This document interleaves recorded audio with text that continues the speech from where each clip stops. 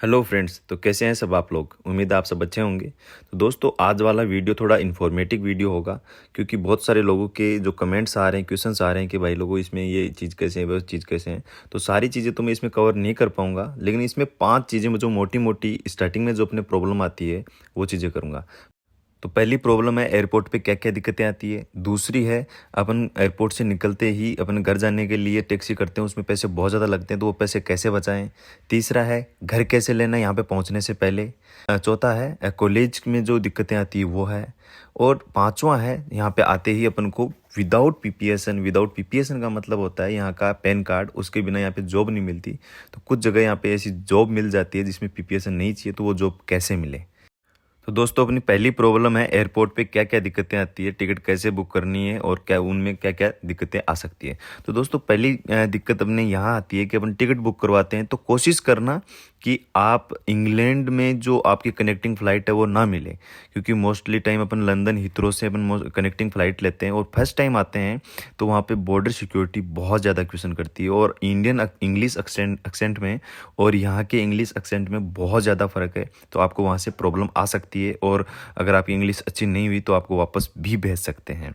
तो कोशिश करना कि इंग्लैंड मतलब यूके से रिलेटेड कोई भी आपका कनेक्टिंग फ़्लाइट ना हो।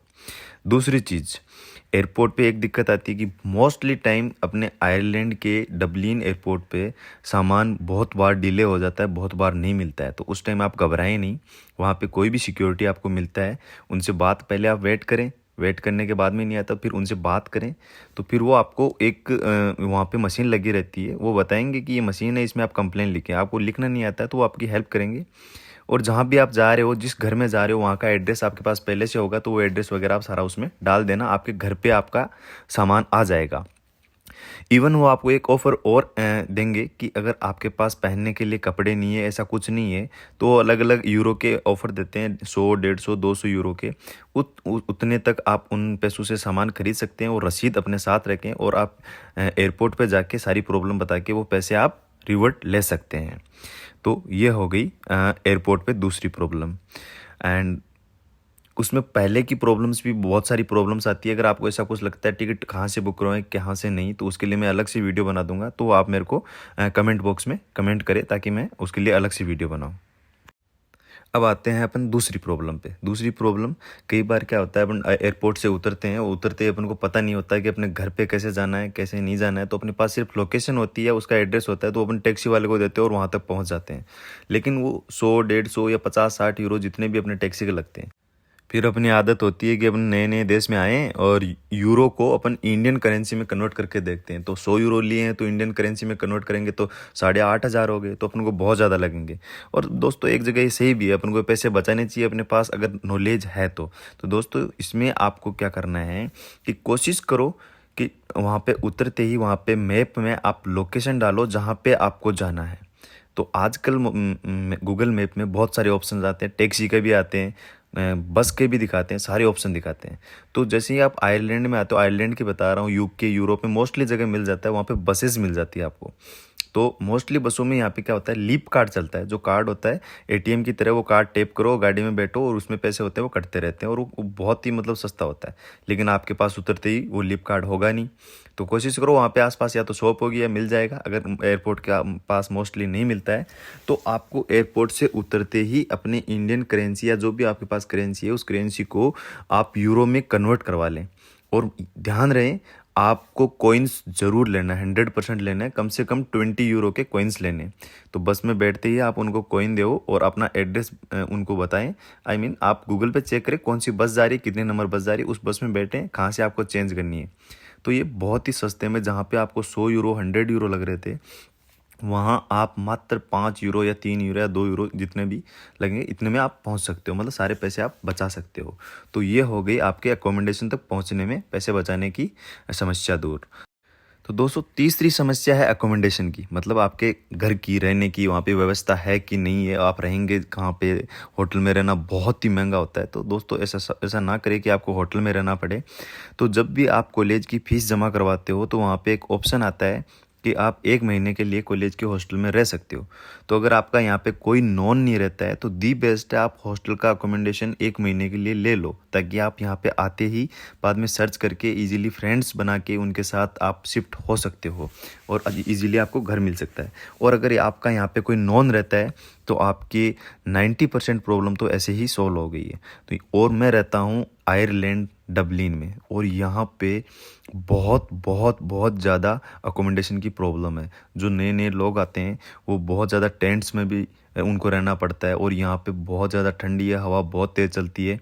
तो दोस्तों इस चीज़ का ख़ास तौर से ध्यान रखें, या तो आपके पहले से वहाँ पे कोई नॉन हो, या आप पहले से अकोमोडेशन की समस्या दूर कर चुके हो। आई मीन या तो आप कॉलेज में ले रहे हो या फिर आप किसी फ्रेंड के। आप अगर सोच रहे हो कि ऑनलाइन वहाँ पे बहुत सारी वेबसाइट्स है उनसे आप मकान ले सकते हो, देखो कहीं मिल जाए उसका मैं हम 100% श्योरिटी नहीं देता, लेकिन मोस्टली यहाँ पे क्या होता है कि आपके डॉक्यूमेंट्स प्रूफ और बहुत सारी वो चीज़ें होती है, तो आपको दिक्कत आ सकती है कि आप चाहते ही आप घर लेना चाहो तो आपको मुश्किल हो सकता है, आप नहीं मिलता है। तो ये चीज़ का ध्यान रखें, और फिर भी आपको कोई समस्या आती है तो आप कमेंट करके मेरे को पूछ सकते हैं। फोर्थ पार्ट है अपने समस्या का, वो है कॉलेज।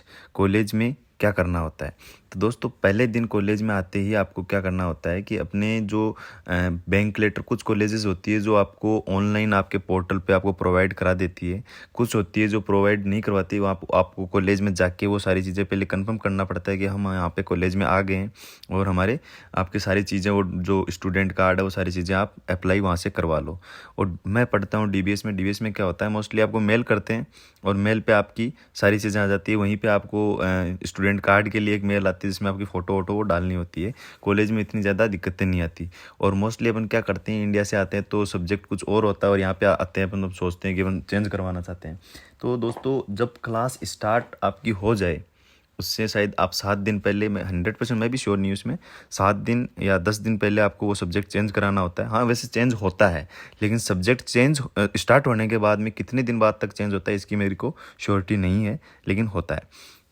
और लास्ट पार्ट है जो यहाँ पे पहुँचने के बाद में जॉब का। तो दोस्तों यहाँ पे पहुँचने के बाद में देखो, और यूरोपियन कंट्रीज़ का मेरे को आइडिया नहीं है, लेकिन मैं डबलिन की बात करूँ, आयरलैंड की बात करूँ, तो यहाँ पे पीपीएसएन के बिना आपको जॉब नहीं मिलती, और केस में करना होता है तो बहुत मतलब प्रॉब्लम्स होती है। लेकिन जॉब वैसे मिल जाती है, लेकिन अगर आप लीगली वैसे काम करना चाहो तो वो बहुत मुश्किल है यहाँ पे, मतलब विदाउट पीपीएसएन।